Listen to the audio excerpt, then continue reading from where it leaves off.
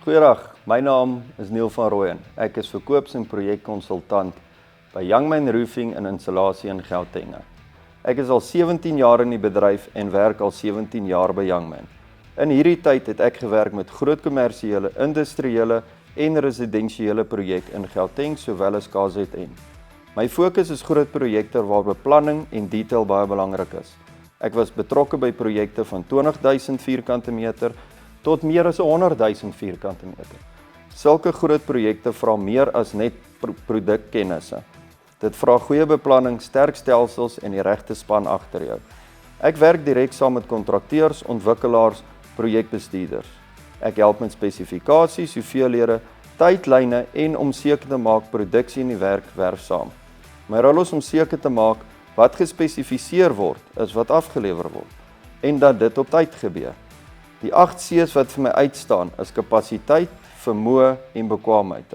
Kapasiteit beteken ons het die vervaardiging en infrastruktuur om groot volumes te hanteer sonder om spoed te verloor. Vermoë beteken ons verstaan die tegniese kant en kan die regte advies gee. Bekwaamheid gaan oor uitvoering. Dit beteken ons verstaan die werf se behoeftes en sorg dat elke bestelling regloop. By groot projekte is hierdie 3 dinge baie belangrik. Wanneer kliënte met my werk, kan hulle duidelike kommunikasie en praktiese ondersteuning verwag. Ek fokus daarop die projek van beplanning tot voltooiing te ondersteun. Kliënte kies Youngman Gauteng omdat ons kan lewer op groot skaal ook. Hulle weet ons verstaan die druk van groot projekte. Hulle weet ons het die kapasiteit om volume te produseer. En hulle weet ons span kan betyds en sonder onderrig onnodige vertragings lewer. In Gauteng is spoed, betroubaarheid baie belangrik en ons stelsels ondersteun dit.